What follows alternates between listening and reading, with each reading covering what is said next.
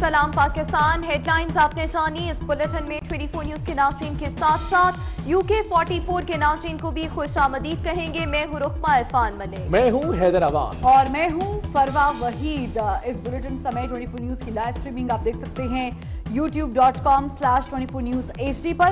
और अभी आपको लिए चलेंगे इस्लामाबाद बराह रास्त, जहां पर वजीर खजाना असद उमर मीडिया से गुफ्तगू कर रहे हैं। वो तो फिर काबीना ना हुई, वो तो किसी फिर उसकी मॉन्टेसरी की क्लास हो गई कि जिसमें टीचर बैठ के बोल रहे हैं और बाकी सारे जो हैं वो यस मिस यस सर कर रहे हैं। तो आज़ाद जहन रखने वाले लोग हैं, अपनी अपनी इज़हार राय करते हैं। पिछली मीटिंग में भी किया था, पहली दफ़ा नहीं किया, इससे पहले भी होता रहा। लेकिन जिस वक्त फैसला हो जाता है, काबीना मुश्तरका तौर पर फैसला कर लेती है, तो मुझे तो कम से कम कोई केस ऐसा नहीं पता कि जहाँ फिर काबीना में दूसरे मेंबर्स ने उसको डिसोन किया।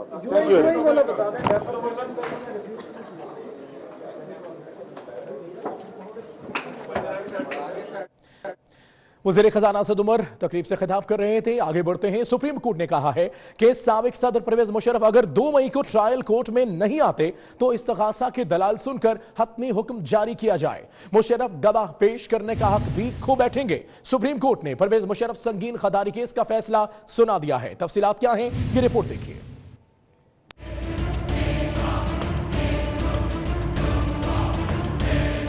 चीफ जस्टिस आसिफ सईद खोसा की सरबराही में 3 रुकनी बेंच ने परवेज मुशर्रफ संगीन गद्दारी केस की समाअत की। चीफ जस्टिस ने इस्तफसार किया कि क्या 2 मई को मुशर्रफ ने पेश होने की यकीन दहानी कराई है। परवेज मुशर्रफ के वकील ने जवाब दिया कि वो जाती गारंटी नहीं दे सकते, मगर उनके मौकिल वापस आना चाहते हैं। चीफ जस्टिस ने रिमार्क्स दिए कि मुलजिम की अदम मौजूदगी में ट्रायल गैर आईनी होता है। मुलजिम जानबूझकर पेश न हो तो उसको फायदा नहीं उठाने दे सकते। संगीन गद्दारी कोई मामूली जुर्म नहीं।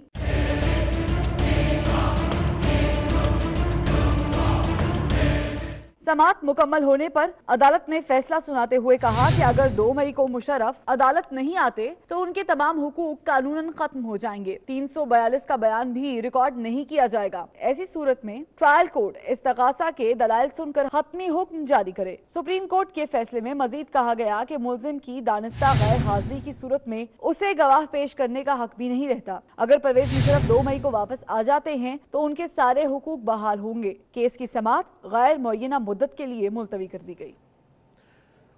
वफाकी वज़ीर इत्तलात फवाद चौधरी कहते हैं सुप्रीम कोर्ट नवाज शरीफ की तरह परवेज मुशर्रफ को भी रिलीफ दे।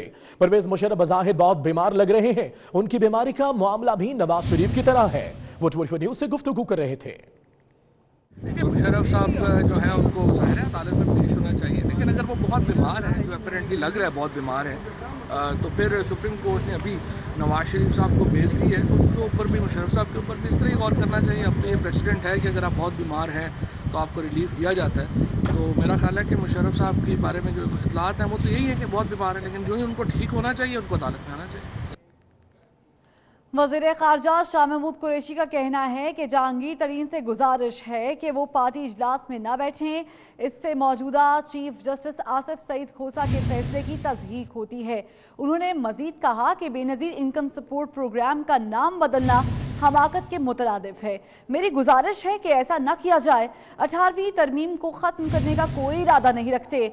वज़ीर ख़ारजा ने कहा, ना डील दिखाई दे रही है और ना ही ढील दिखाई दे रही है, मुझे सिर्फ सैफुल मलूक झील दिखाई दे रही है। वो लाहौर में गवर्नर पंजाब के हमरा न्यूज़ कॉन्फ्रेंस कर रहे थे। नॉन इश्यूज को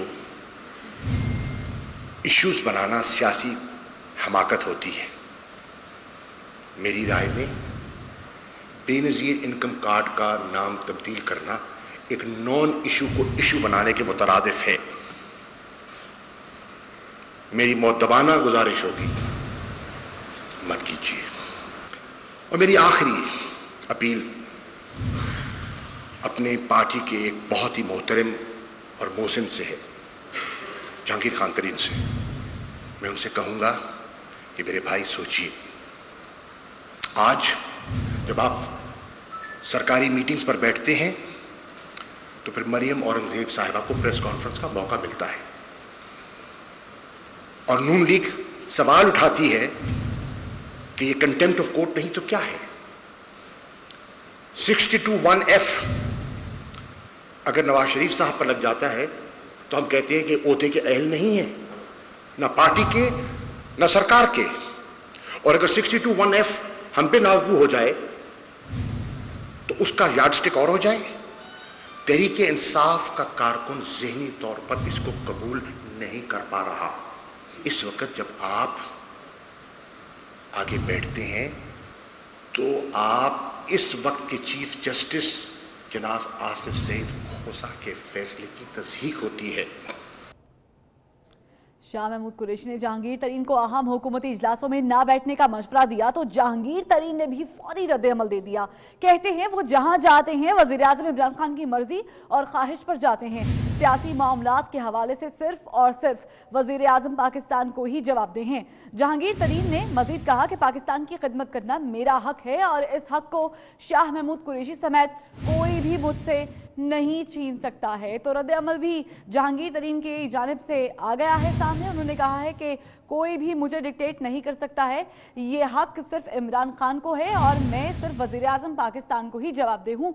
शाह महमूद कुरैशी समेत कोई भी मुझसे ये हक नहीं छीन सकता है।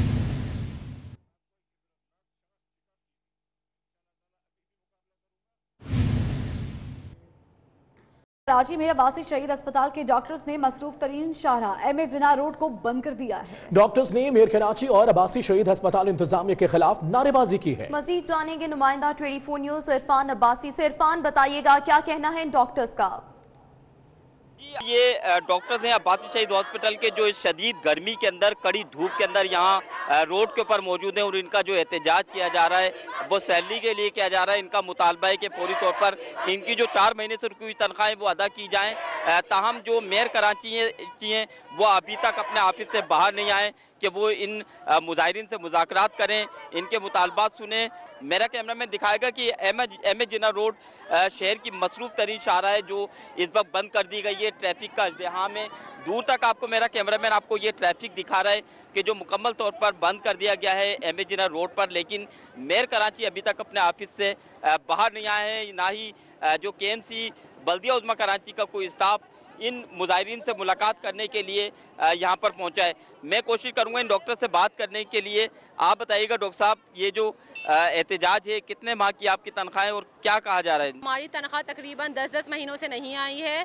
ये वो तनख्वाह है जो हमें हर महीने देनी चाहिए इनको, लेकिन साथ में हमारे एरियर्स भी हैं। जब हमारा इंक्रीमेंट हुआ था वो भी नहीं दिया है, वो भी 8-8 महीने का एरियर है। तकरीबन ये कोई 25 करोड़ 72 लाख है जो पूरे ड्यू हैं KMC और अब्बासी शहीद हॉस्पिटल के ऊपर।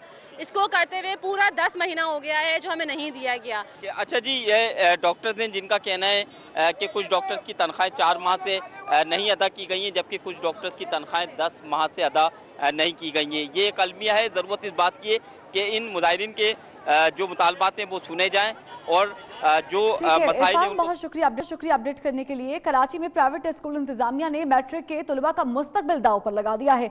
इम्तिहानात शुरू होने के बावजूद गौसिया पब्लिक स्कूल ने बच्चों के एडमिट कार्ड्स ही जारी नहीं किए, जिस पर 30 से जायद तलबा तालिबात वालिदैन के हमरा सिंध हाई कोर्ट पहुंच गए हैं। बात करेंगे जफरुल्लाह सुमरो से।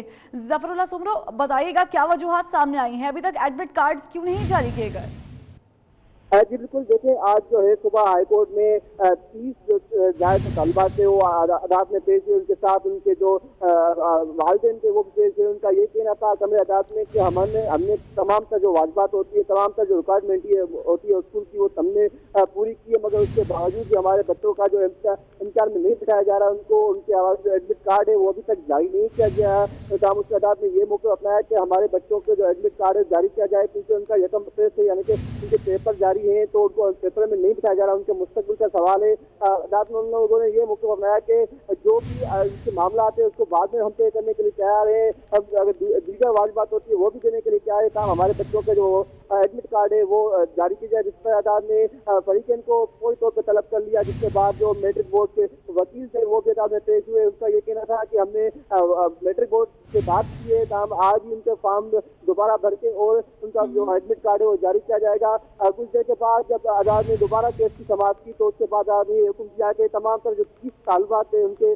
फौरी तौर पर जो एडमिट कार्ड है वो सही। जफरुल्लाह सुमरो, बहुत शुक्रिया आपका। अगली खबर भी कराची से ही है, जहां पर मैट्रिक इम्तिहानात के दौरान नकल माफिया बाजी ले गई। नकल को आम करने के लिए तलबा का व्हाट्सएप ग्रुप बनाया गया है। ग्रुप में हलशुदा MCQs और डायग्राम्स मौजूद हैं। इसी पर बात करेंगे सज्जाद अली से। सज्जाद अली बताएगा, नकल माफिया सरगर्म है, इंतजामिया क्या कर रही है? जी बिल्कुल, मैट्रिक के इम्तिहानात हो रहे हैं कराची में, इस हवाले से जो है वो नकल माफिया भी एक्टिव हो गया है। इस हवाले से नई टेक्नोलॉजी को बनाकर इस्तेमाल किया गया है। इस हवाले से व्हाट्सएप ग्रुप का कयाम कर दिया गया है, जिसमें जो है वो हलशुदा पेपर और MCQs जो है वो उस व्हाट्सएप ग्रुप में भेजे जा रहे हैं, जिससे जो है वो फिर तलबा वहां से पिक करके और नकल को जो है वो फिर कॉपी कर रहे हैं। इस हवाले से बताया यही जा रहा है कि तलबा का जो मुस्तकबिल है वो भी दाव पर लग चुका है। इस हवाले से मैट्रिक बोर्ड पर भी जो है वो सवालिया निशान आ रहा है कि भाई उनसे जो है वो क्यों नहीं पूछा जा रहा और ये किस तरीके से मोबाइल सेंटर्स में अलाउ कर दिए गए, जबकि इम्तिहानी मराकज के अतराफ में जो फोटोकॉपी स्टेट दुकानें थी वो भी कहा यही गया है कि उनको जो है वो बंद कर दिया जाएगा, लेकिन मोबाइल अलाउ किया गया है। इस हवाले से कराची के ये मुख्तलिफ स्कूल हैं जहाँ पर जो है वो चीटिंग तलबा कर रहे हैं। इस हवाले से व्हाट्सएप ग्रुप में की मदद भी ली जा रही है और व्हाट्सएप ग्रुप में बहुत सारे तलबा जिसमें असातिज़ा भी शामिल हैं वो भी जो है वो उनको पेपर नकल में जो है वो मदद करवा रहे हैं। इस हवाले से हलशुदा बहुत शुक्रिया आपका सज्जाद अपडेट करने के लिए। आगे बढ़ेंगे, आपको बताएंगे मुल्क के मुख्तलिफ एयरपोर्ट्स पर मुसाफिरों के सामान से कीमती अशिया चोरी होने के वाकयात में इजाफा हो रहा है। चोरी कन्वेयर बेल्ट पर सामान लोड होने से कबल किए जाने का इंकशाफ भी हुआ है। इसी पर बात करेंगे अपने नुमाइंदे उस्मान जावेद से। उस्मान जावेद, ये क्या बात सामने आ रही है?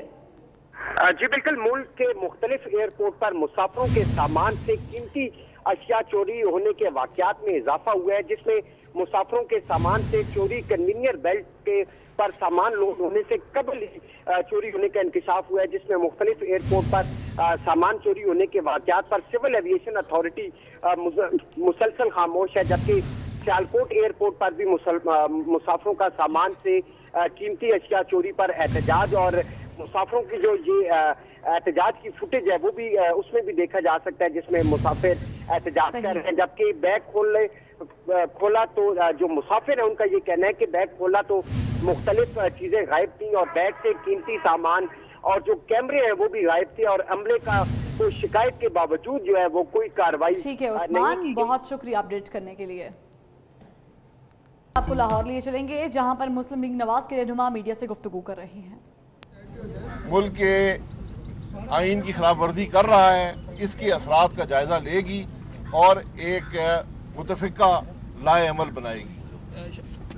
इसी तरह जो एक रिगिंग के मामलात पर इलेक्शन में जो रिगिंग हुई थी, एक कमेटी बनी थी जो हुकूमत ने कौमी असम्बली की तरफ उसको भी मफलूज कर दिया है, उसको भी एक्टिवेट करना है ताकि इलेक्शन के हकाइक जो हैं वो अवाम के सामने आ सके। नेशनल इलेक्शन प्लान के मामले पर हमारा एक मुतफिका मौक़िफ़ है, जिसका आज फिर इज़हार किया गया कि हुकूमत कौमी असम्बली का इजलास बुलाकर पूरी कौमी असम्बली और बेशक सेनेट एक जॉइंट सिटिंग हो, उनको इस अहम कौमी मसले पर ब्रीफिंग दे। बेशक अगर इन कैमरा हो, अगर कोई ऐसी सेंसिटिव बातें हैं, ताकि मुल्क के मुंतखब नुमाइंदे इस पर अपनी राय का इजहार कर सकें और उनको आगाही हो। फौजी अदालतों के तस्हीह के मामले में वही मौक़िफ़ है जो नैब पर है कि कौमी असम्बली और सेनेट को बताया जाए कि इस कानून की क्या ज़रूरत है, इसकी एक्सटेंशन की, और क्या मुहर्रकात हैं जिनकी बिना पर हुकूमत इसको एक्सटेंड करना चाहिए। अब्बासी साहब, आपने बात की कि आपका नैब का जो मौक़िफ़ है वही फौजी अदालतों की तस्हीह पर है, लेकिन पीपल्स पार्टी तो बड़ा बेबाक तौर पर कहती है कि हम इसकी तस्हीह की तरफ नहीं जाएंगे। तो आप समझते हैं कि अगर आपको पार्लियामेंट के अंदर ब्रीफिंग दे दी जाए तो उसके बाद आप तस्हीह की तरफ जाएगी मुस्लिम लीग? मैंने यही कहा ना कि पार्लियामेंट में आकर बयान तो करें कि जरूरत क्या है। ये हमारा बनाया हुआ कानून था, एक्सटेंशन भी हमारे दौर में हुई, लेकिन ये एक काला कानून है, इसको बुक्स पर नहीं होना चाहिए। मखसूस हालात थे, अब असेंबली को बताने की जरूरत है कि क्या वो हालात आज भी मौजूद हैं, इसकी जरूरत है एक्सटेंड करने की। ये बात 18वीं तरमीम ने वफाक को दिवालिया कर दिया और 18वीं तरमीम के खात्मे की बात की, इस पर नून लीग का क्या मौक़िफ़ है? वज़ीर आजम साहब बहुत सी चीजें बात करते रहते हैं। उनको सच बोलना कम नसीब हुआ है बदकिस्मती से, और ना उनको 18वीं तरमीम का पता है, ना NFC अवार्ड का पता है। अगर वो दिवालिया हो गए हैं, जो कि वो हो चुके हैं इखलाकी तौर पर भी, माशी तौर पर भी, तो फिर NFC के अवार्ड की मीटिंग बुला लें। आज वफाक भी उनकी हुकूमत है, 3 सूबों में उनकी हुकूमतें हैं, तो NFC अवार्ड को बदल लें जिस तरह भी चाहते हैं। दिवालिया यकीनन आज मईशत दिवालिया हो चुकी है, लेकिन वो NFC अवार्ड या 18वीं तरमीम की वजह से नहीं हुई। इलेक्शन कमीशन के 2 मेंबरान का मसला चल रहा है, वो उसके ऊपर अगर अपोजिशन मुतहद क्यों नहीं हो पा रही, कोई मुतफिका नाम क्यों नहीं दिए जा रहे? अपोजिशन मुतहद है, नाम कंसल्टेशन के बाद होते हैं। आप सुप्रीम कोर्ट डिसीजन कंसल्टेशन के बारे में पढ़ लें, जो ना वज़ीर-ए-आज़म साहब ने पढ़ा है, ना मिनिस्टर ऑफ लॉ ने पढ़ा है, ना उनके स्टाफ ने पढ़ा है। अगर वो पढ़ लें तो उनको हिदायत हो जाएगी। यही हमने जो उनको खत लिखा है। शाह साहब, अभी आपने कहा है कि काला कानून, क्या फौजी अदालतों का काला कानून है? आप वजाहत थोड़ी सी कर दें। जी बिल्कुल, ये एक आम कानून नहीं है जो नॉर्मली एक मुल्क की बुक्स पर कैरी किया जाता है। इसीलिए उस वक्त मखसूस हालात थे, इसकी जरूरत थी, और इसीलिए एक सनसेट क्लॉज डाली गई थी कि ये 2 साल बाद खत्म हो जाएगा, फिर एक्सटेंड किया गया। अगर आज भी जरूरत महसूस करती है हुकूमत, तो आकर पार्लियामेंट को बताए कि वो क्या जरूरियात हैं, वो क्या मुश्किलात हैं, तो पार्लियामेंट। वज़ीर-ए-आज़म इमरान खान की तरफ से बेनजीर इनकम सपोर्ट प्रोग्राम के नाम की तब्दीली के ऐलान पर पीपल्स पार्टी की तरफ से शदीद रद्द-ए-अमल का इजहार किया जा रहा है। बिलावल भुट्टो ने वज़ीर-ए-आज़म के ऐलान पर एक शेर ट्वीट किया है। बिलावल भुट्टो जरदारी ने लिखा है कि मिटा सका कोई कह दो किसी भी हीर का नाम, मिटाने आए हो अब तुम बेनजीर का नाम। तो आपको बताएं कि वज़ीर-ए-आज़म इमरान खान की जानिब से बेनज़ीर इनकम सपोर्ट प्रोग्राम के नाम की तब्दीली के ऐलान पर पाकिस्तान पीपल्स पार्टी की जानिब से कल से ही रद्द-ए-अमल सामने आ रहा था, लेकिन अभी बिलावल भुट्टो जरदारी ने भी इस बात पर रद्द-ए-अमल दिया है और शेर लिखा है उन्होंने अपने ट्विटर हैंडल पर, और उन्होंने शदीद तनकीद का निशाना बनाया है। मिटा सका कोई कह दो किसी भी हीर का नाम, मिटाए ने आए हो अब तुम बेनज़ीर का नाम। तो आपको बताएं कि ये शेर जो है उन्होंने ट्वीट किया है।